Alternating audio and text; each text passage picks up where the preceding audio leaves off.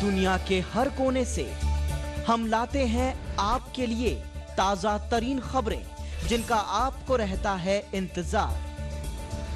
देखिए बैनुल अक़वामी खबरों का खास प्रोग्राम आलमी मंजर।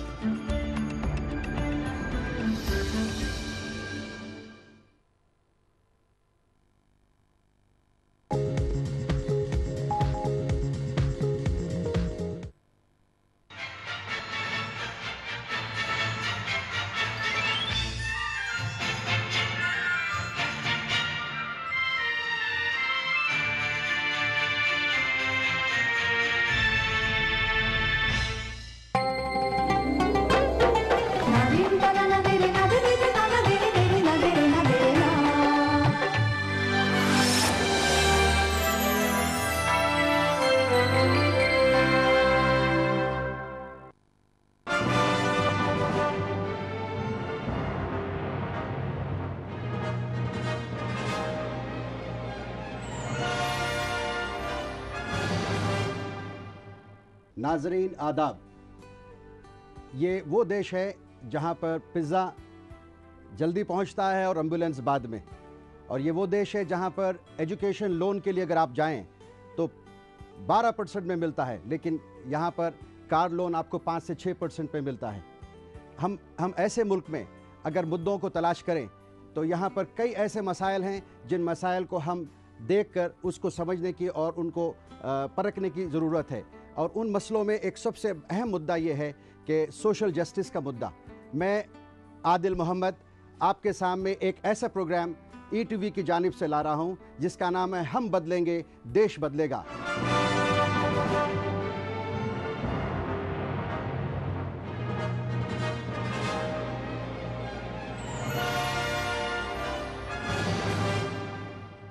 तकरीबन 100 करोड़ से ज़ायद आबादी वाला मुल्क हिंदुस्तान, जहां मुख्तलिफ मज़ाहिब के मानने वाले, मुख्तलिफ तहजीबों की नुमाइंदगी करने वाले, भांत भांत की बोलियां बोलने वाले और मुख्तलिफ रंग और नस्ल की हिमायत करने वाले लोग रहते हैं। जहां इतनी बड़ी आबादी एक साथ हो, वहां मसाइल का पैदा होना नागुज़ीर है।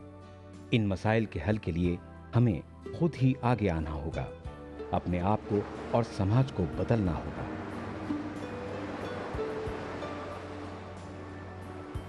यही बात अल्लामा इकबाल ने क्या खूब कही है, खुदा ने आज तक उस कौम की हालत नहीं बदली, न हो जिसको खुद ख्याल आप अपनी हालत बदलने का।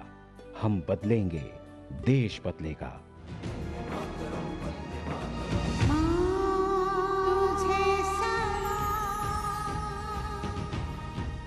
इंसाफ जो जुल्म का खात्मा करता है, इंसाफ जिससे दहशत का खात्मा होता है, इंसाफ जिससे तरक्की की रफ्तार बढ़ जाती है, इंसाफ जो मजलूमों का सबसे बड़ा सहारा है, इंसाफ जो बातिल को शिकस्त देता है, इंसाफ जिससे मसावात कायम होता है, इंसाफ जिससे अवाम में एतमाद बहाल होता है। समाजी इंसाफ से अवाम के अंदर मुल्क के तई हमदर्दी और मोहब्बत का जज्बा पैदा होता है और तरक्की की रफ्तार दुगनी हो जाती है। इसी अहमियत के पेश नज़र ETV उर्दू पेश करता है हम बदलेंगे, देश बदलेगा की सबसे अहम कड़ी, हर फर्द और समाज की बुनियादी ज़रूरत और वक्त की अहम पुकार, सोशल जस्टिस यानी समाजी इंसाफ। हमारे साथ हैं अजीज़ बरनी साहब, सीनियर सहाफ़ी, सहारा के ग्रुप एडिटर। हम उनसे पूछेंगे सोशल जस्टिस के बारे में। अजीज़ बरनी साहब, आप बताइए कि सोशल जस्टिस का ये मुद्दा इतना बड़ा, आप समझते हैं कि ये इतना बड़ा मुद्दा है? यकीनन ये इतना अहम और इतना बड़ा मुद्दा है कि अगर हम हिंदुस्तानियों के जहन में ये मुद्दा ना होता, इसकी अहमियत ना होती, तो शायद हम आज़ादी की जंग नहीं लड़ते। यही तो वो जज्बा था जिसने हमें ये एहसास दिलाया कि ये समाजी ना बराबरी का एहसास है जो हमें हाकिम और ग़ुलाम जैसे दो अलग अलग सोच के साथ अपने ही मुल्क में रहने के लिए मजबूर कर रहा है। तो ये साफ की जंग थी जिसने इस मुल्क को आज़ादी दिलाई। और आज भी मैं ये महसूस करता हूँ कि जिस जज्बे के पेश नज़र हमने वो आज़ादी की जंग शुरू की थी, शायद हम हिंदुस्तानी अभी भी वो समाजी इंसाफ उस मायने में पूरी तरह हासिल नहीं कर पाए हैं। आप ये ऐसा क्यों कहते हैं कि वो समाजी इंसाफ हम हासिल कर नहीं पाए? मुझे मालूम है कि हिंदुस्तान में जब आज़ादी हुई थी, कई ऐसे सवाल उठाए गए थे जो आज़ादी के लिए जंग लड़ते थे ब्रिटिशर्स के साथ। उन लोगों ने ये आवाज़ उठाई थी कि हम जब आज़ाद होंगे तो हमारे पास सोशल जस्टिस होगा, हमारे पास इक्वल अपॉर्चुनिटीज़ होंगी। हम 63 साल में उस सोशल जस्टिस के मुद्दे को सही तरीके से निभा नहीं पाए। बेशक हमने बहुत तरक्की की है, बहुत मुआशरे में बदलाव आया है। हाँ। समाज की तब्दीलियों को हम नज़रअंदाज नहीं कर सकते। एक ज़माना वो था कि जब दलितों को वो हक हासिल नहीं था कि वो आला ज़ात के कुओं से पानी पी सकें, उनके मंदिरों में जाकर पूजा कर सकें। हमारी ख़वातीन को मज़हबी हुकूक़ हासिल नहीं थे। सती प्रथा इस देश में थी। औरतों को चाहे वो हिंदू हों या मुसलमान हों, घर की चारदीवारी में ज़्यादा कैद रहने को मजबूर किया जाता था। आज हम समझते हैं कि इस तरह की बातों से हम बहुत ऊपर उठ चुके हैं। ये इन मायनों में हमने वो समाजी इंसाफ बहुत हद तक हासिल कर लिया है। ये वोट के राइट के ज़रिए हुआ। ये बाबा भीमराव अंबेडकर ने जो एक रिज़र्वेशन का सिस्टम दिया दलितों को ऊपर उठाने के लिए, ये बहुत माविन और मददगार साबित हुआ उनके समाजी इंसाफ हासिल करने में।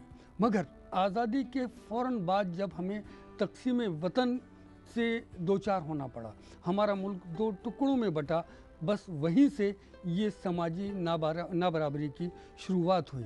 इस मुल्क को आज़ादी दिलाने में हिंदू और मुसलमान दोनों ने शाना बशाना साथ दिया था। दोनों अंग्रेज़ों के साथ लड़े थे।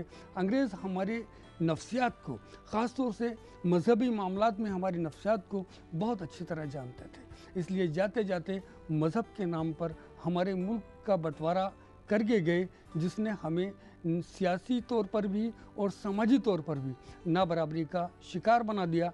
आज अगर की रिपोर्ट आप देखें तो चीख चीख कर इस बात का ऐलान करती है कि आज मुसलमान हिंदुस्तान में दलितों से भी कहीं पिछड़े हालात में पहुंच गया है। तो मैं कहना चाहूँगा आपके इस प्रोग्राम की मार्फत, जिसका उन्वान दिया है आपने, हम बदलेंगे देश बदलेगा, और ईटीवी को भी मैं इस बात के लिए मुबारकबाद पेश करता हूं कि उसने एक ऐसे प्रोग्राम का आगाज़ करने की कोशिश की है, एक अच्छी शुरुआत की है जो मुआशरे की सबसे बड़ी ज़रूरत को पूरा करने का शायद इरादा रखता है। लिहाजा हमें इस सिमत में सोचना पड़ेगा। अगर हम सच्चर कमेटी की रिपोर्ट को सामने रखें तो ये राजेंद्र सच्चर कोई मुसलमान शख्स नहीं है। ये राजेंद्र सच्चर किसी ऐसे तबके से ताल्लुक़ नहीं रखता जो खुद ऐसी सियासी नाबराबरी का शिकार रहा हो कि कहीं उसके दिल के किसी कोने से ये आवाज़ उठी हो कि अपना दर्द बयान कर रहा है, बल्कि उन्होंने बहुत वसीउल नज़री से पूरे हिंदुस्तान के हालात का जायज़ा लेकर एक सच्चाई सामने रखी है कि आज अगर देखा जाए मुल्क को तरक्की की राहों पर ले जाना है तो जिस तरह भीमराव अंबेडकर ने एक ऐसा रास्ता निकाला था कि दलितों को ऊपर उठने का मौका मिला, आज उसी मौके की ज़रूरत है मुसलमानों को। मैं आपसे पूछना चाहता हूँ, रंगनाथ मिश्रा कमीशन में 15% रिजर्वेशन की बात रंगनाथ मिश्रा ने रखी। वो 15% रिजर्वेशन माइनॉरिटीज़ के लिए है इंटैक्ट, जिसमें मुसलमान भी आते हैं, क्रिश्चियंस भी आते हैं, सिख भी आते हैं और दूसरे माइनॉरिटीज़ भी आते हैं। इसके साथ साथ एक ऐसा क्लॉज है रंगनाथ मिश्रा कमीशन में जिसमें यह कहा जाता है कि 10% of the reservation should be exclusively मुसलमानों के लिए रिजर्व होना चाहिए। रंगनाथ मिश्रा कमीशन का जो रिकमेंडेशन है, उस रिकमेंडेशन के बाद आपको लगता है कि हिंदुस्तान में minorities will be on par with the majorities in coming times, may be in another 10-15 years time? देखिए, 250 साल पहले तक जो कौम इस मुल्क पर हुकूमत करती रही 400 बरस, आज अगर उसी कौम को उसी मुल्क में जहां उसने हुक्मरानी का एक लंबा दौर देखा है, उसके लिए सच्चर कमेटी कायम करने की ज़रूरत पड़ती है। रंगनाथ मिश्रा कमीशन कायम करने की ज़रूरत पड़ती है, ये जानने के लिए कि ये इस हद तक पसमानदगी के हालात में क्यों चले गए, तो आपको अपने सवाल का जवाब मिल जाता है। दूसरी बात आपने कही कि 15% रिजर्वेशन की बात रंगनाथ मिश्रा कमीशन ने सामने रखी है, और जब उस माइनॉरिटी की बात करते हैं, जब उस अक़लियत की बात करते हैं, तो उसके अंदर सिख भी हैं, उसके अंदर ईसाई भी हैं, उसके अंदर दीगर तबक़ात के लोग भी हैं। मगर जब हम माइनॉरिटी की बात बड़े पैमाने पर करते हैं तो इससे मुराद सिर्फ एक ही होती है कि हम मुसलमानों के ताल्लुक़ से बात कर रहे हैं। अगर हम हिंदुस्तान की आबादी के 2 बड़े हिस्से करें, एक मेजॉरिटी जिनमें हम हिंदू भाइयों को मानकर चलते हैं और एक माइनॉरिटी जिनमें हम मुसलमान भाइयों को मानकर चलते हैं।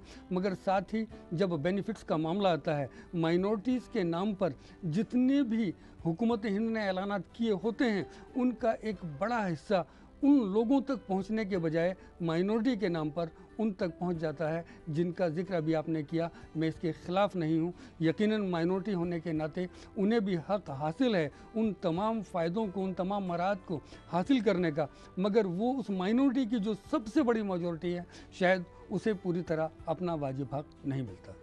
हिंदुस्तान एक ऐसा मुल्क है, बहुत लंबी सफ़र के बाद, 60 साल चलने के बाद हिंदू और मुसलमान एक ऐसे मोड़ पर ठहरे हुए हैं जहाँ पर एक इत्तेहाद भी है और आगे नज़र आता है कि मुस्तक़बिल में बहुत कामयाबी रहेगी दोनों कम्युनिटीज़ के लिए।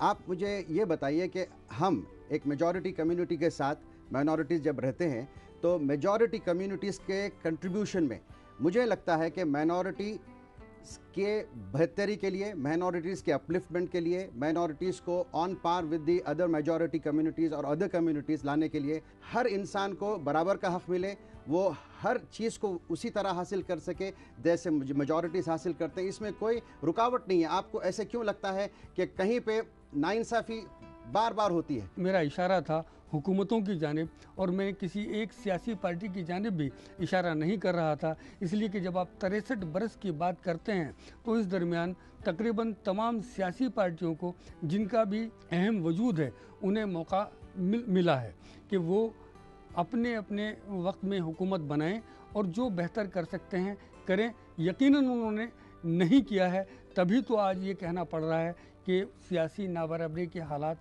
हमारे मुल्क में हैं और मुसलमानों को इसका ज़्यादा शिकार होना पड़ता है। गुजरात के वाक़े पर अगर आप देखें तो तमाम मीडिया को मैं मुबारकबाद देना चाहूँगा और मीडिया पर कंट्रोल माइनॉरिटीज़ का यानी मुसलमानों का नहीं है, अक्सरियत का वहाँ सबसे ज़्यादा दखल है। मगर जिस तरह उन्होंने आवाज़ बुलंद की गुजरात फसादात को लेकर, जिस तरह वो हक़ाइक़ को सामने लेकर आए, मुबारकबाद के मुस्तहिक़ हैं इस मुल्क के हिंदू हजरात भी और मीडिया भी। जिस तरह 26/11 पर एक तरफ ये मुल्क खड़ा था कि पाकिस्तान पर हमला हो और हमने आँख बंद करके अमेरिका की जानिब से आने वाली रिपोर्ट्स को ही सबसे ज़्यादा अहमियत दी थी। ऐन मुमकिन था कि उसी वक्त ये पाकिस्तान पर हमला हो गया होता और जो डेविड कोलोमन हेडली का नाम बाद में सामने आया था वो कभी नहीं आता। तो ये वो लोग हैं जिनको आप अक्सरियत और अक़लियत के नज़रिए से ना देखें, बल्कि इस नज़र से देखें कि समाजी इंसाफ अगर इस मुल्क के अंदर बाकी है तो इन्हीं लोगों के दम पर है और समाजी इंसाफ की अगर हम उम्मीद कर रहे हैं तो इन्हीं लोगों से कर रहे हैं। अज़ीज़ बरनी साहब, आपकी जो बातें हुई अभी हैं उसमें 2 मुद्दे निकल कर आ रहे हैं और मैं ये 2 मुद्दों पे हम एक ब्रेक लेंगे और हम ये गुफ्तगू को जारी रखेंगे। अज़ीज़ बरनी साहब, बहुत शुक्रिया। हम ब्रेक लेकर वापस होंगे।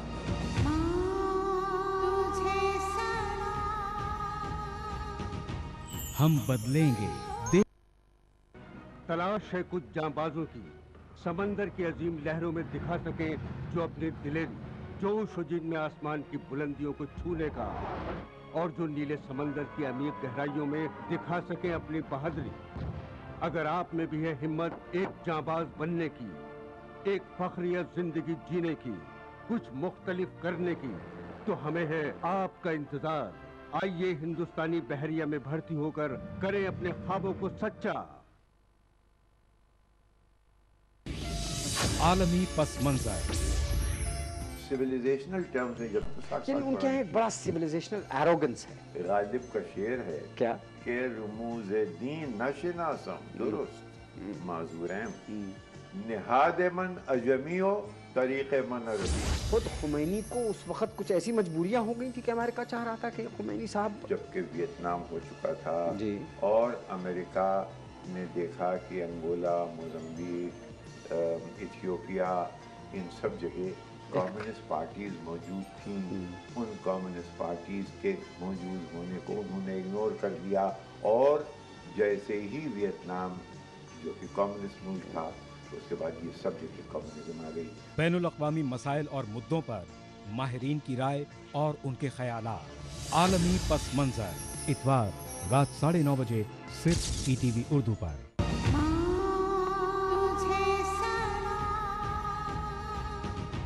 हम बदलेंगे, देश बदलेगा।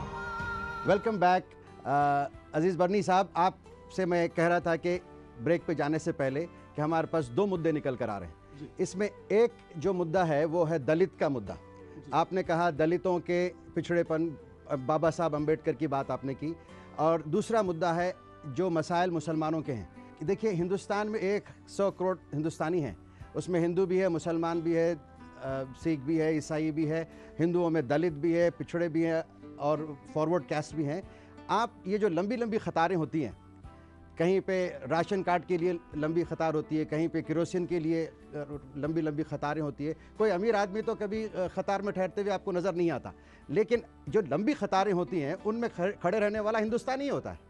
वो हिंदू भी होता है, मुसलमान भी होता है, वो सिख भी होता है, वो क्रिश्चियन भी होता है। तो इसमें ये जो मुश्किल में लोग हैं हिंदुस्तान में, जो 65 से 70% लोग मुश्किल में हैं, इनमें कोई ऐसा तो नहीं है कि मज़हब की वजह से ये पिछड़े हैं। तो हम बार बार इस बात को जोर क्यों देते हैं कि सिर्फ मुसलमानों के साथ नाइंसाफ़ी हुई है? मुसलमानों के साथ अगर नाइंसाफ़ी हुई है, या क्रिश्चियंस के साथ नाइंसाफ़ी हुई है, या सिख्स के साथ नाइंसाफ़ी हुई है, क्या आप ये कहेंगे कि हिंदुओं के साथ सिर्फ इंसाफ़ी हुआ है? अभी आपने रंगनाथ मिश्रा कमीशन का जिक्र किया, जी हाँ। आपने जस्टिस राजेंद्र सच्चर कमीशन का जिक्र किया। ये क्या फाइंड आउट करने के लिए, क्या जानने के लिए ये कमीशन सरकारों की जानिब से कायम किया गया? आप मुझे कोई एक ऐसा कमीशन बताइए जो मेजॉरिटी की परेशानियों को, उनकी समाजी नाबराबरी को जानने के लिए, उनकी पसमानदगी को समझने के लिए कायम किया गया हो। अगर हुकूमत खुद ये महसूस करती है कि ऐसे कमीशन कायम करने की ज़रूरत अक़लियतों के लिए है, जो किसी तरह से आज उस मकाम पर नहीं है जिसे तरक्की का वो दर्जा कहा जा सके जिस पर मुआशरे में दूसरे लोग हैं, तभी ये कायम किया गया ना। मैंने दलितों की मिसाल इसलिए दी कि 1000 साल पहले की तारीख़ जब मुल्क की हम उठाकर देखते हैं तो वो इसी सियासी नाबराबरी का शिकार थे, जिसका जिक्र राजेंद्र सच्चर ने अपनी रिपोर्ट में किया कि आज मुसलमान उससे भी निचले दर्जे पर चले गए हैं। हमारे लिए ये फ़ख्र की बात है, इत्मीनान की बात है, इस मुल्क की तरक्की और खुशहाली की बात है। हम किस सिमत में गामज़न हैं, इसे देखकर हम बहुत मुतमईन हैं कि हम एक इंतहाई खूबसूरत मुल्क में रहते हैं कि जहाँ हज़ारों साल पहले दलित, जो बहुत ही पिछड़ा हुआ तबका था, आज वो इस दर्जे पर पहुंच चुका है कि हिंदुस्तान की सबसे बड़ी रियासत की वज़ीर आला, और वो भी अपने दम पर चुनकर आने वाली, अपनी पार्टी को जिताकर लाने वाली वज़ीर आला मायावती हुकूमत कर रही हैं। लोकसभा की स्पीकर मीरा कुमार वो एक दलित तबके से ताल्लुक़ रखती हैं। अगर जब इस पैरामीटर को सामने रखेंगे, जब आप ये देखेंगे कि पार्लियामेंट में आज दलितों की नुमाइंदगी, उनकी आबादी का कितना फ़ीसद है, आज जब ये देखेंगे कि पार्लियामेंट में मुसलमानों की नुमाइंदगी, उनकी आबादी का कितना फ़ीसद है, जब आप ये देखेंगे कि कितने मुल्क के बड़े ओहदे दलितों के पास हैं, कितने बड़े ओहदे मुसलमानों के पास हैं, उन्हें सरकारी नौकरियों में, मुलाजमतों में वो मकाम किस दर्जा मिल रहा है, काबिलियत की कमी नहीं है। कश्मीर के एक शख्स ने IAS को टॉप करके ये बताया कि सलाहियत ऐसा नहीं है कि किसी मखसूस फ़िरक़े या मखसूस तबके के पास ही है, वो सब के अंदर है। कहीं ना कहीं इस सिस्टम के अंदर कुछ तो ऐसा है जिसे समझने के लिए ये कमीशन कायम किए जाते हैं, जिसे समझने के लिए हमारी हुकूमतें सोचती ज़रूर हैं मगर क्या अमल भी करती हैं। ये इन तमाम कमीशंस ने सिर्फ़ मर्ज़ की तशख़ीस की है, सिर्फ ये हमको बताया है कि मुसलमानों तुम फ़लाँ मर्ज़ के शिकार हो। अभी इलाज के बारे में किसी भी सरकार ने कुछ भी नहीं किया है। हाँ, ये कह सकते हैं कि अब तक तुम मर रहे थे, तुम्हें मालूम नहीं था तुम किस बीमारी से मर रहे हो। आज हमने 2 डॉक्टरों को सामने रखा, वो तुम्हें ये बता सकते हैं कि तुम फ़लाँ बीमारी से मर रहे हो, मगर तुम्हें ज़िंदगी देने का कोई सामान आज भी हमारे पास नहीं। इसमें कई चीज़ें निकल के आ रही। एक बात आप इसमें कश्मीर का जिक्र कर दी। ये कैसे भूल सकते हैं कि कश्मीर हिंदुस्तान का एक हिस्सा है और कश्मीर में रहने वाला हिंदू, मुसलमान, ब्राह्मण, हर फ़र्द जो है हिंदुस्तान का मुकम्मल हिस्सा है। उसके बावजूद वहाँ की जो मसाइल हैं हिंदुस्तान के मुसलमानों से और हिंदुस्तानियों से अलग हैं। आप ये समझते हैं? एकदम अलग है। कैसे कश्मीर, कैसे कश्मीर अगर देखा जाए तो आज हिंदुस्तान में सियासी नाबराबरी का सबसे ज़्यादा शिकार खित्ता है। उसे बहुत अच्छी तरह देखना होगा। हमने ये कब कहा कि कश्मीर हिंदुस्तान का हिस्सा नहीं है, लेकिन हमें हमेशा ये भी जहन में रखना होगा कि कश्मीर हमारा है, कश्मीरी हमारे हैं। जब हम ये फ़र्क करते हैं कि ज़मीन को तो हम अपना मानकर चलते हैं, उस ज़मीन पर रहने वालों को हम अपना मानकर नहीं चलते, तब यहाँ इस बात की शिकायत पैदा होती है कि वो जो इंसानी हकूक़ हैं जिसके वो हकदार हैं, शायद उसकी खिलाफ वर्जी हो रही है। कौन सा दबाव था कश्मीरियों पर उस वक्त जब मुल्क की तकसीम अमल में आई? कौन सी मजबूरी थी उनके साथ कि उन्होंने अपने लिए एक अलग मुल्क की डिमांड नहीं की, उन्होंने अपने एक अलग वजूद की बात नहीं की, उन्होंने पाकिस्तान के साथ शामिल होने की बात नहीं की, उन्होंने मोहम्मद अली जिन्ना के मुकाबले में ज़्यादा पसंद किया, ज़्यादा भरोसा किया पंडित जवाहरलाल नेहरू पर। इसकी वजह थी ये कि वो कबायलियों के उन हमलों को पसंद नहीं करता था जो आज़ादी के फ़ौरन बाद उन पर किए जाने लगे थे, और इस बात का अंदेशा था, शक था या यकीन था कि इन हमलों के पीछे पाकिस्तान है। वो इस ज़्यादती को बर्दाश्त नहीं कर सकता था। आज इसी बात को, इसी नफ्सियात को, इसी जहनियत को हमें समझना होगा कि जिस कश्मीरी ने मज़हब के नाम पर बटे हुए मुल्क में अपने अक्सरियती तबके के दबाव को नहीं बर्दाश्त किया, आज अगर हमें कश्मीर को अपना मानना है तो उनके दिलों को जीत कर मानना है। उनकी आज़ादी का मतलब ये क्यों माना जाए कि वो अलहदगी की बात कर रहे हैं, जब हम अपने एक बच्चे को अपने घर में कैद कर देते हैं, अपने एक ख़ानदान के फ़र्द से उसके हुकूक़ को छीन लेते हैं। हम जिस मुल्क में रह रहे हैं, हमने इसके तारीख़ को बहुत अच्छी तरह से पढ़ा है। अगर आज कश्मीरी ये सवाल करता है मेरे दरवाजे पर ये फ़ौजी क्यों है, अगर ये रियासत के तहफ़्फ़ुज़ के लिए है तो इसको सरहद पर होना चाहिए, इसे मेरे दरवाजे पर क्यों होना चाहिए? एक बात को आपको मानना पड़ेगा कि हिंदुस्तान की गवर्नमेंट कश्मीर के लिए स्पेशली एक पैकेज के तहत उसको हमेशा सपोर्ट की। वहाँ ऐसा लगता है कि वहाँ के जो you can say the political parties और you know whoever were in power, वो लोग उसका डिस्ट्रीब्यूशन प्रॉपरली उन गरीब लोगों में, उन कश्मीरियों में, चाहे वो ब्राह्मण हो चाहे वो मुसलमान हो, उनमें नहीं किए। इसलिए there is some dissatisfaction in Kashmiris that evolved and it has become a big issue. Maybe it's true. Adil साहब, मुझे नहीं मालूम कि आप कश्मीर कितनी मरतबा गए हैं, आपने कश्मीर के हालात का कितनी गहराई से जायज़ा लिया है। मैं 12 कश्मीर गया हूँ, गिनकर नहीं बता सकता। मैं गुज़िश्ता जून में भी मैं कश्मीर में था। कश्मीर में सिर्फ श्रीनगर में नहीं, आसपास के इलाकों में भी मैं गया था। वो पैकेज जो हुकूमत देती है, उस पैकेज का फ़ायदा किस तबके तक पहुंचता है, ये भी हमें जानने की ज़रूरत है। अगर 1000 करोड़ रुपया कश्मीर को दे दिया जाए और उसमें 9900 रुपया वहाँ डिफेंस के पास खर्च हो जाए, मिलिट्री के ऊपर खर्च हो जाए, तो आप क्या समझ सकते हैं कि ये उन 1 करोड़ कश्मीरियों को इसका कोई फ़ायदा पहुँचा है? हमें इन बातों को देखना होगा। क्या पैकेज, क्या सिर्फ पैसा? हमें उनको जज्बात में वो जगह देनी होगी, उनके एहसासात को समझना होगा, उनकी मुश्किलात को समझना होगा। जब तक हमारे जहन से ये नहीं निकलेगा कि कश्मीरी दहशतगर्द है, जब तक हमारे जहन से ये नहीं निकलेगा कि कश्मीरी अलहदगी पसंद है, तब तक हम इंसाफ या समाजी इंसाफ की बात कैसे करेंगे, हुकूकी इंसाफ की बात कैसे करेंगे? हमें उनके इस जज्बे की कद्र करना होगी कि अक्सरियती सूबा होने के बावजूद, सरहदी सूबा होने के बावजूद, ये मौका उसके पास होने के बावजूद कि वो पाकिस्तान के साथ शामिल हो सकता था, या उस वक्त जब जम्मू कश्मीर के वज़ीर आला को वज़ीर आज़म करार दिया जाता था। शेख मोहम्मद अब्दुल्ला पहले वज़ीर आज़म थे, वज़ीर आला नहीं थे। हरी सिंह सदर रियासत थे उस मुल्क के। जब इन बातों को हमने उस वक्त तस्लीम किया था, मैं ये नहीं कहता कि आज तस्लीम करने की ज़रूरत है, मगर कोई ऐसा जज्बा था कश्मीरियों के दिलों में कि उन्होंने हिंदुस्तान को सबसे बेहतर माना। आज भी मैं मानता हूं कि उनके दिलों में वो जज्बा होगा, मगर कुछ नौजवान इससे हटकर सोचते हैं। तो हमें उनको, उनके दिलों को जीतना होगा, उनको पैकेज नहीं देना होगा, उन्हें खुद कफील बनाना होगा, उन्हें उस राह पर चलने का मौका फराहम करना होगा जिस पर चलकर वो खुद कफील हो सके। हम एक ब्रेक लेंगे और हम ये गुफ्तगू को जारी रखेंगे।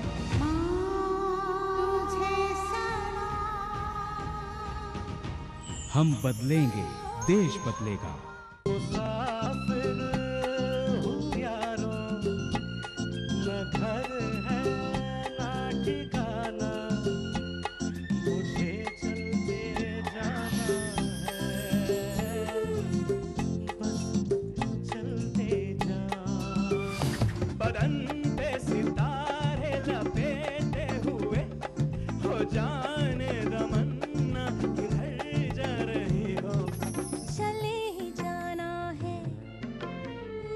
golden age of Hindi retro.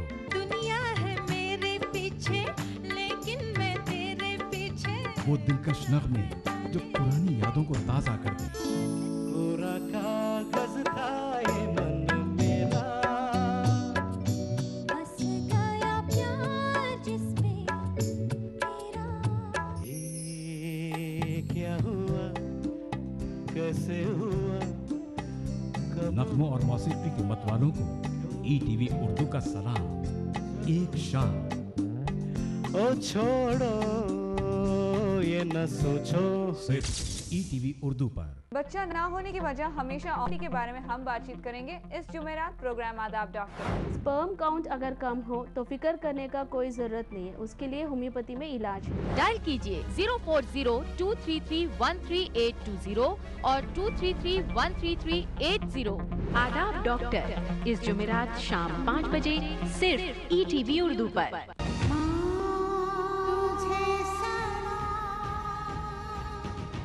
हम बदलेंगे, देश बदलेगा। हिंदुस्तान में और कई मसाइल हैं, सिर्फ सोशल जस्टिस का मसला नहीं है। तो हम ये जो प्रोग्राम है हम बदलेंगे देश बदलेगा, इस प्रोग्राम के ज़रिए से हम आवाम तक, हिंदुस्तान के आवाम तक अपनी बात को इस तरीके से पहुंचाना चाह रहे हैं कि हमारे पास जो मसाइल हैं उन मसाइल को एक एक कर कर हम उस पर डिस्कस करें, उसमें हल तलाश करने की कोशिश करें ताकि हम बदलें और देश भी बदले और आवाम इसमें उसके हिस्सेदार बने। मैं आपसे ये पूछना चाह रहा हूँ कि हिंदुस्तान में कौन से ऐसे मसाइल हैं जिनको हम इस प्रोग्राम के ज़रिए से हिंदुस्तान के आवाम तक ले आना चाहिए। मैं मुबारकबाद पेश करूँगा आपको कि आपने जिस मौजू से आपने प्रोग्राम की शुरुआत की है ये आज का सबसे अहम मसला है। जब हम सोशल जस्टिस की बात करेंगे तो हम इसके बाद दीगर मसाइल पर अपने आप एक बेहतर कदम उठाने की कोशिश करते रहेंगे और सिमत में आगे बढ़ते रहेंगे। अब रहा सवाल इसका कि हम शुरुआत कैसे करें, कहाँ से करें। पड़ोसी मुल्क है हमारा पाकिस्तान। अंसार बरनी का आपने नाम सुना होगा। उन्होंने अपने मुल्क में एक तहरीक शुरू की सोशल जस्टिस को लेकर। उन्होंने कश्मीर सिंह को, एक ऐसे कैदी को आज़ाद कराने का फैसला किया और इसमें उन्हें कामयाबी हासिल हुई। इसी तरह की कोशिश अगर हिंदुस्तान में की जाए, मैं एक सहाफ़ी हूँ, मैंने कोशिश की, मुझे तिहाड़ जेल से ख़त मिला आरिफ नाम के एक नौजवान का, मारिफ नाम के दो अलग अलग नौजवान थे ये, कि उनको गलत फंसाया गया है, वो मुल्ज़िम नहीं है। मैंने उनकी आवाज़ को आगे बढ़ाकर हुकूमत हिंद तक पहुँचाने की कोशिश की, वो दोनों बाइज़्ज़त बरी हुए। इसी तरह वासिफ का मामला था अली कानपुर का, वो भी जेल में बंद था, उसके मामले को मैंने उठाया। तो जब हम सोशल जस्टिस की बात करते हैं, जहां मैंने अंसार बरनी का जिक्र किया और जहां मैंने कुछ और मिसालें आपके सामने रखी, वहीं मैं ये भी कहना चाहूँगा यही आखिरी कड़ी नहीं है सोशल जस्टिस की। मेरा सवाल अपनी जगह कायम है। अगर तिहाड़ जेल में 12 बरस की सज़ा काटने के बाद वो बेगुनाह छूट गया तो जिसने 12 बरस उसकी ज़िंदगी को जेल की सलाखों के पीछे रहने के लिए मजबूर किया, वो क्या मुजरिम नहीं है? नाजरीन, आपके सोच और आपके दिए हुए मुद्दे आप हमको भेज सकते हैं www.adilmohd.in मेरे ब्लॉग पर। मैं फिर रिपीट करता हूँ www.adilmohd.in। इस पर आप जाने के बाद जो इस प्रोग्राम का उन्वान है हम बदलेंगे देश बदलेगा, इस आर्टिकल के नीचे कमेंट सेक्शन में आप लिख सकते हैं और फेसबुक पे भी आप अपने सुझाव दे सकते हैं। उन सुझावों को और उन बातों को हम ज़रूर हमारे प्रोग्राम का हिस्सा बनाएंगे और कोशिश करेंगे कि हिंदुस्तान में वो बदलाव आए जो हम चाहते हैं।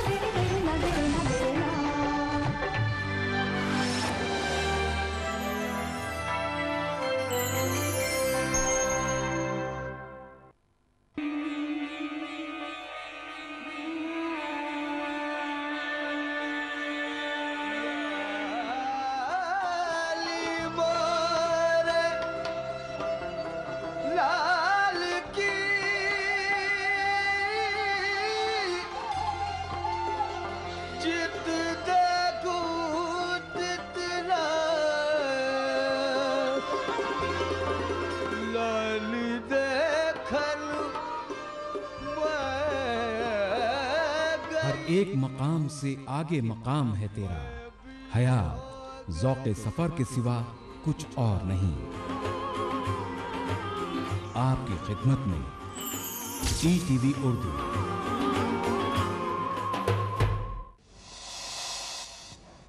मिस जूही, बिजनेस के फैसले जज्बात से नहीं किए जाते हैं। यकीनन ये बात आपसे बेहतर और कौन समझ सकता है।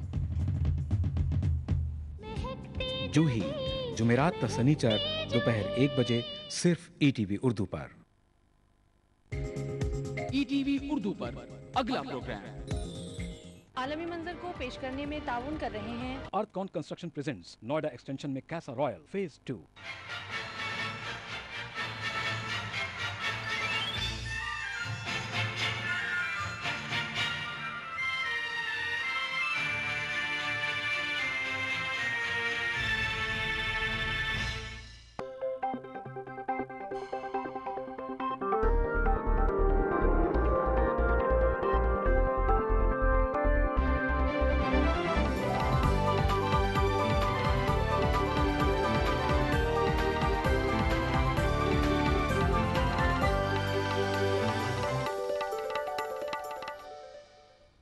आदाब ETV उर्दू न्यूज़ में आपका खैर मकदम है।